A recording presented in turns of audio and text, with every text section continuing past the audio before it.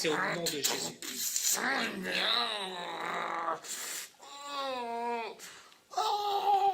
C'est Jésus qui est puissant.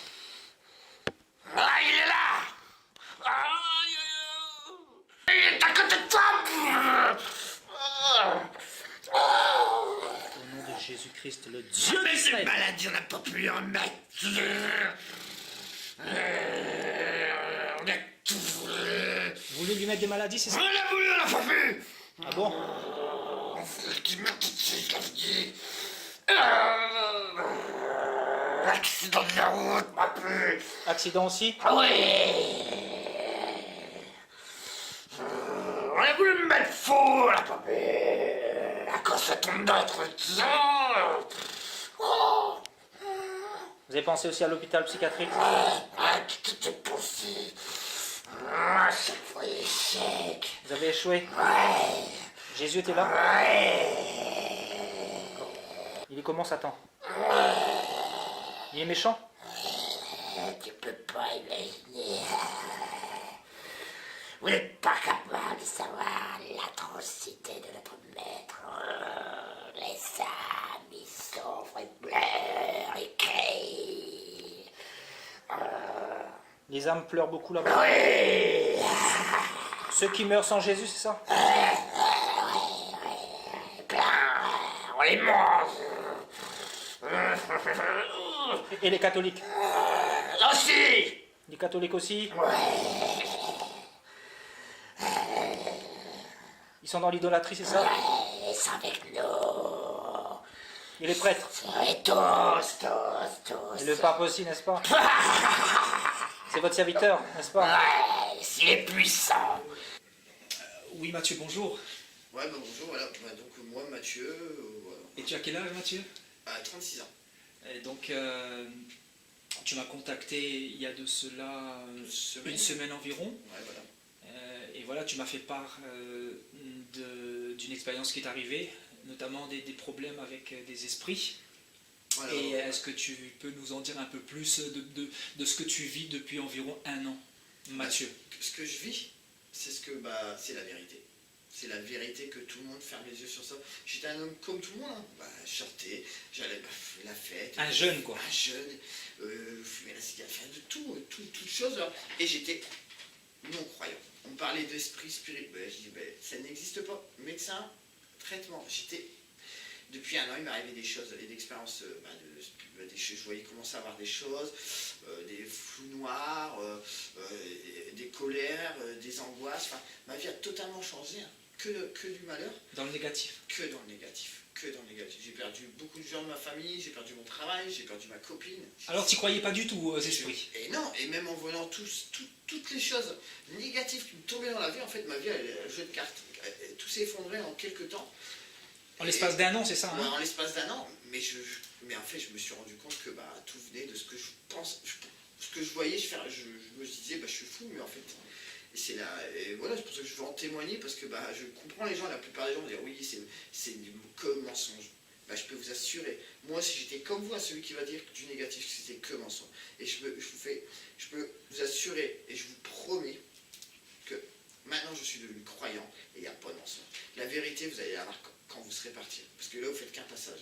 Quand le jour où vous allez mourir, vous verrez qu'est-ce qui mentait entre moi et voilà. Amen. Donc tu croyais que les démons n'existaient pas? Pour moi, Ou sinon c'était en dehors de ta vue, de ta portée? C'était mentalement, c'était le mental, c'était pas possible. C'était impossible. On meurt, le corps il se désintègre, en plus, il se désintègre, on devient squelette, poussière, c'est tout.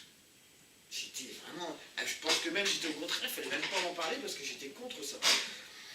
Et maintenant, c'est le jour, c'est l'effet inverse. Donc il s'est passé quelque chose le 4 mars 2018. C'est là où tout a commencé. Et avant d'aller plus loin, aujourd'hui nous sommes le 4 mars 2019. Donc 1 an, jour pour jour. Qu'est-ce qui s'est passé il y a 1 an? Il y a quelque chose qui est rentré en toi, c'est ça? Ouais, j'étais fatigué. J'ai été me mettre dans mon lit, je ne suis pas rentré. Et puis j'ai vu mon lit, un flou, le lit tremblait un petit peu. Et puis là, je me suis senti bizarre et en fait, je suis descendu et j'ai commencé à avoir des choses et j'ai voulu appeler mon frère, mon portable qui se coupait, une chaise de chez moi qui tombait. impossible de fermer la porte d'entrée, je me suis sauvé, j'ai commencé à avoir des visions. Et en fait, je me suis sauvé dans ma voiture en pensant, bah, il ne faut pas me rattraper, mais en fait, vous pouvez aller où vous voulez, dans un bunker avec 50 bombes, des soldats, ils vont partout. Et je me suis sauvé avec ma voiture, bah, ils étaient dans ma voiture, j'ai vu des choses, j'étais enfermé dans ma voiture, j'ai klaxonné dans les villages pour me faire passer pour un fou. Enfin, je sais, hein, les gens vont dire, ouais, il est pas bien, mais voilà. C'est ce que tu as vécu. C'est ce que j'ai. La pire des souffrances. Et surtout pour moi qui n'y croyais pas. Waouh. Je me suis dit, mais attends. Du jour au lendemain. Ouais, voilà, j'ai pas de médicaments, je fais 3 fois de sport par semaine, j'ai une vie saine. Donc, et voilà. Et donc, dans tes nuits, tu te faisais aussi, tu me disais, il y a eu des rapports sexuels et tout ça. Bah ouais, oui, sans rentrer dans les détails, hein, mais je dormais, je chantais quelque chose qui était allongé à côté de moi. Alors imaginez, vous sentez quelque chose à côté de vous que vous ne voyez pas. On vous touche la cuisse, les mains, c'est l'enfer. Et on ne le voit pas, donc il y a 2 solutions. Et moi je le dis, 2 solutions. Et c'est simple. C'est soit, bah, on n'y croit pas, moi, les gens disent que je suis fou parce que ça n'existe pas. Et on finit à l'hôpital Et on va psychiatrique. voir un médecin, et le médecin va me chercher le pourquoi du comment, il va me donner un traitement, et je suis la chair à pâté, et je finis à l'hôpital psychiatrique. Ou la deuxième solution, bah, lire la Bible, et suivre les commandements et la parole. Au jour d'aujourd'hui, grâce à Seb, et puis lire, enfin, prophétiser, puis écouter, parce que tout est vrai. Et il n'y aura pas de deuxième chance. Une fois qu'on va mourir, il n'y a pas de deuxième chance. Parce que ce que j'ai vécu en un an, je le prends bien, et parce que ça m'a servi de voir que, en fait, c'est la vérité. Et que sans ça, j'aurais été comme la plupart des gens peut-être qui regardent cette vidéo, mais ne pas y croire, et puis je ne veux pas, entendre, je ne veux pas savoir la vérité. Mais après, au bout d'un moment, vous allez voir, la vie passe très vite quand vous serez malade, peut-être, et puis quand vous allez partir. Dans l'ignorance. Dans l'ignorance. Et quand vous verrez la vérité face à vos yeux, mais il sera trop tard. Vous aurez demandé de pardon, vous mettre à genoux, il sera trop tard. Donc tu es en train de nous dire que tu as ouvert ton cœur et tu as essayé de rechercher une solution également pour que tu en sois ici aujourd'hui. Mal combat. C'est-à-dire tu es parti voir des prêtres, tu me dis. Ah oui. Parle-nous un petit peu de ton expérience depuis un an là. Voilà, donc pas croyant, je vous dis, j'allais à l'église, même à l'enterrement, je faisais même pas le signe de croix, enfin j'étais vraiment athée. Et donc j'ai essayé de voir des prêtres, différents prêtres. Des prêtres exorcistes, c'est ça, hein? Avant les prêtres exorcistes, différents prêtres de ma commune.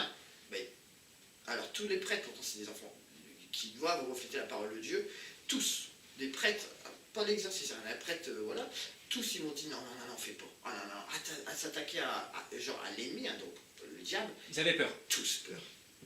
J'ai dit, alors je fais quoi, comment je peux combattre? Parce que 99 des gens ne vont pas vous croire, vous êtes fous, vous êtes cinglés, enfin la pire des héros, ils vont me détruire. Et j'ai réussi à avoir un prêtre exorciste, différents prêtres exorcistes, et que ça n'a pas marché non plus. Et comment se passaient ces expériences-là? Ils faisaient des récitations? Ouais, réciter, mais vite fait. Il n'y avait rien qui se passait? Et puis, si, ça dégageait un peu, mais c'était là. Et puis c'était moins puissant de ce que j'ai vécu aujourd'hui. Et puis surtout, c'était... Ah, l'argent. Argent. On te demandait combien pour... 15 minutes au téléphone, 150 €. Waouh. Et on me disait le prix après. Mais j'étais tellement pas bien que je voyais... Tu étais prêt à tout, finalement? Ah j'ai même tenté 2 fois de me suicider. Enfin, wow. C'est parce que on perd toute sa famille, on perd mon boulot, j'ai perdu ma copine. Et il y a peut-être un de mes frères qui m'a toujours pris, toujours soutenu. On perd tout. Et tu m'avais parlé d'une somme assez conséquente de 1500 €. Oui, après un autre prêtre exorciste dans le sud de la France qui me donne une délivrance à 1500 €. Donc j'ai dit, mon père, comment on fait 1500 €? C'est énorme, c'est un mois de salaire. En gros, je dis, si on n'a pas l'argent, il nous laisse comme ça, on meurt, il nous laisse comme ça, il va pas. Vous n'avez pas l'argent, non? Bon, ok, vous m'appelez quand vous avez l'argent. Donc il va quelqu'un de l'église qui doit représenter le Seigneur, il va laisser un de ses frères souffrir comme ça. Enfin, c'est... Waouh. Ouais, voilà. Donc en gros, pendant un an, tu as tourné en rond. Et rien du tout. Tout essayé, sauf tout, aller voir à droite, à gauche. Tu as essayé Marie, n'est-ce pas? J'ai essayé le chapelet. Le chapelet? J'ai essayé le chapelet, on me l'a dit de réciter 30 fois. Et rien du tout. Rien du tout. Tu as essayé, Jésus avec la croix, là, c'est ça? Ah oui, j'ai acheté une croix, j'ai fait toutes les prières. L'eau bénite? L'eau bénite. Ça aussi, rien du tout. Alors, ouais, l'eau bénite, ça leur fait rien. Ah, j'ai même essayé que j'ai un truc, on m'a dit, Bah oui, bah, elle me dit oui, mais je dis, parce qu'au début, je croyais pas que c'était en moi. Je pensais que c'était dans l'habitation. Eh ben oui, mais monsieur, il faut essayer de l'encens, enfin les différents encens, le dragon, Donc, on t'a conseillé l'encens, c'est ça? comment on appelle ça, ce qu'on met dans les églises là, Oui, les fumées là, qui se dégagent. il y a le truc de dragon, enfin, je sais plus, enfin, tous les encens qu'on met dans les églises. Oui. Et ils ont dit ça éloigne le mauvais esprit. Et avant, on purifiait même les maisons il y a longtemps avec ça. Et donc, j'ai essayé. J'ai essayé ça. Alors j'ai pris tout ce qui est plus puissant, même que c'était conseillé par le pape, il n'y a pas plus puissant. J'ai mis ça dans l'habitation. Rien du tout. Rien du tout, ils sont là. Et je peux même vous dire que même dans les églises, moi je suis allé une fois, j'ai prié devant le Seigneur, et je commence simplement à me dire, je commençais à voir que c'était la réalité, qu'il n'y avait que la Bible qui allait me sauver. Même dans une église, une fois j'ai prié, j'ai senti un froid glacial, un stress pas bien, qu'il y avait des choses autour de moi. Je suis sorti dans ma voiture, c'était l'ennemi qui était là, c'est pas irréel, mais je peux vous assurer, au plus profond de moi, que si bien tout ce que je dis, mes paroles, un jour vous allez voir que c'est la vérité. Donc tu me disais également, tu avais consulté un prêtre qui avait prié pour toi, et après sa prière, 1 ou 2 jours après, tu étais encore pire? Même pas, le soir même. Le soir ça a même. empiré et ça a duré 3-4 jours. Wow. Et c'est là d'où je vous ai contacté. D'accord. Et comment tu m'as connu? C'est pareil, hein, parce qu'on dort très très peu. Hein. En fait, ils vont nous réveiller à minuit, 2h, 5h. Donc les démons, c'est ça, les esprits. Ouais, les esprits. Tu étais réveillé sans cesse la nuit, tu Ouais. étais très combattu, et tu me disais que ça commençait vers 9h du soir, c'est ça? 21h, dès qu'il fait nuit. Dès qu'ils sont nuit, ils sont là. Parce que la lumière, ils ont horreur de ça. Dès qu'ils sont nuit. Mais en plus, moi, ils étaient en moi. Donc en fait, c'est une âme, c'est un démon, c'est mort. Ça ne dort pas. Donc j'étais pas fatigué, puis ils nous envoient des mauvaises pensées, ils vont nous faire des choses qu'on ne devrait pas faire, l'alcool, après, tout ce qui n'importe est quoi. négatif, tout ce qui est pas bien. La colère, toutes les choses, tout ce qui est pas bien, tout ce qu'il ne faut pas faire, un péché. Et donc tu savais qu'il y avait un problème, quoi. Tu savais oui, qu'il fallait une délivrance. Eh oui, et vous savez, mais plein de choses, je pourrais en raconter, hein, j'en rencontre encore. Oui, donc on dort pas, on se sent qu'à côté de nous, il y a que des chambres, on se sent touché, et puis on va aller où? On va aller voir un ami, voir un médecin. Ouais, mais ok, ouais, vous allez voir un médecin, vous allez à l'hôpital, hein, vous serez à l'hôpital, les infirmiers vont être là, il se passera rien. Et dès que vous allez être tout seul, ils vont vous rattaquer.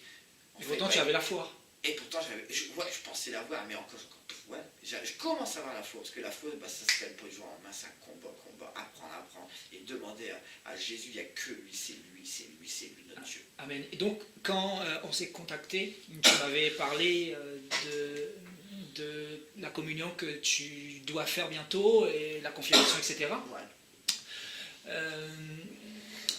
Qu'est-ce qui fait aujourd'hui que tu vois les choses différemment? On a partagé la parole aujourd'hui. Qu'est-ce que tu as découvert dans la parole de Dieu? Déjà parce que quand j'ai commencé à faire pour la communion, je me sentais bizarre, je sentais que c'était que du faux. Je dis, en fait c'est pour les gens, ils se sentent protégés parce qu'ils ont fait communion, baptême, communion, sacrement, tout. Mais moi j'avais pas tout ça, j'ai juste fait on m'a baptisé étant bébé, j'ai pas fait ma communion. Mais une chose que eux ils aimaient pas, c'est que parce que j'ai pas expliqué leurs détails, c'est quand même dire que je suis faux, mais j'ai juste dit, voilà, il m'est arrivé des expériences dans ma vie où j'ai vu que il y avait quelque chose d'autre après en fait.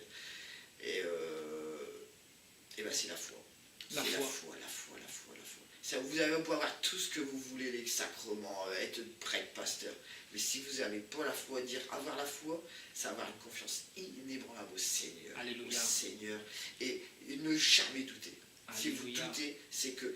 Et moi, j'ai eu des peurs dans ma chambre, atroces, en voyant des trucs volés. Je peux vous dire, je restais là, et je restais. Si je dois partir, je dois partir. Mais j'avais tellement une foi, une confiance au Seigneur qu'au jour d'aujourd'hui, je suis là et... Oui. D'ailleurs, il y a un truc qui me revient. Un prêtre t'avait déconseillé de lire les psaumes, et il t'avait même plus conseillé de réciter 30 fois Je vous salue Marie, voilà. et les psaumes surtout pas. Non, jamais le psaume. Il m'a dit, comment c'est revenu? Je sais pas, ou bien ma délivrance n'était pas totale.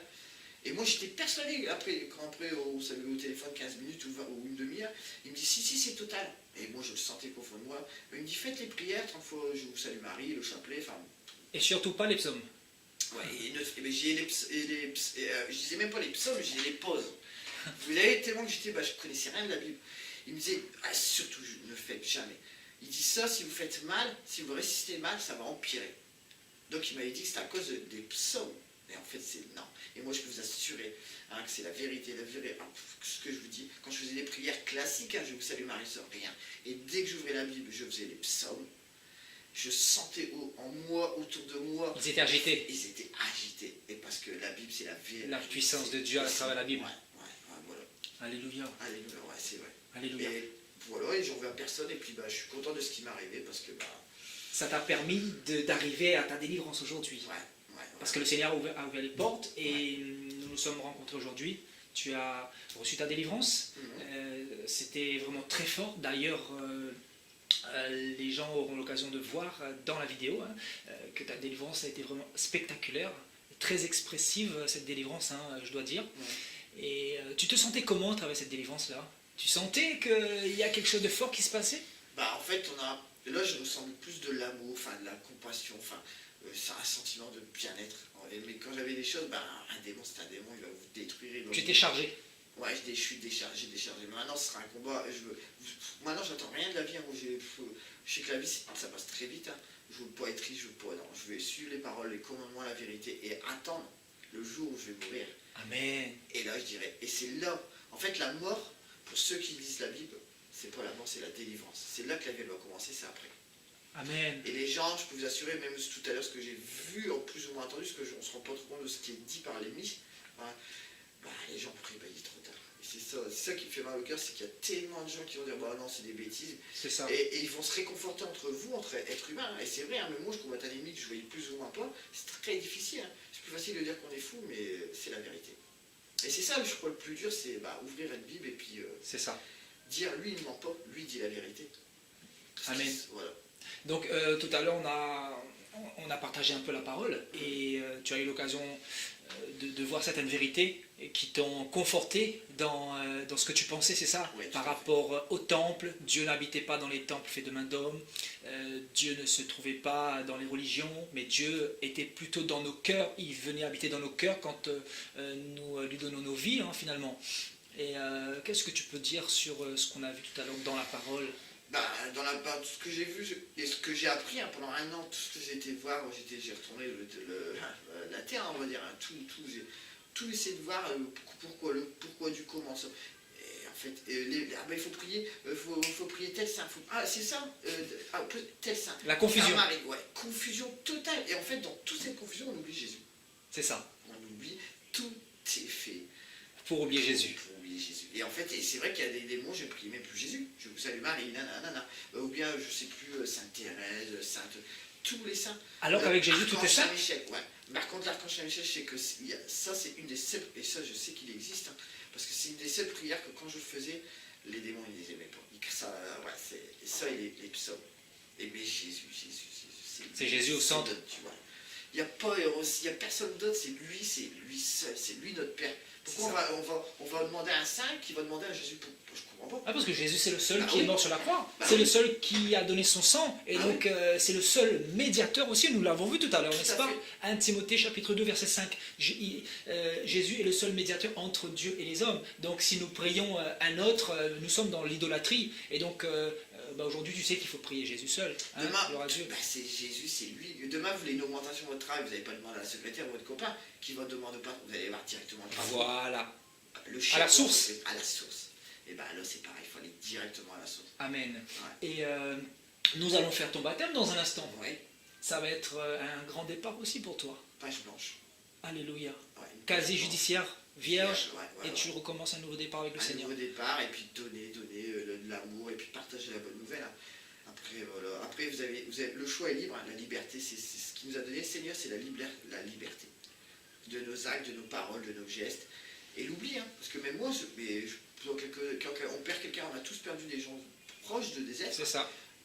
On va pleurer pendant quelques mois, des semaines, puis en fait, au fil du temps, on va aller de moins en moins, on va y penser de moins en moins, et puis dans quelques années, ben, on est tellement plus dans le monde matérialiste, tout est fait pour nous dérouter de la Bible, qu'on oublie et n'oubliez pas.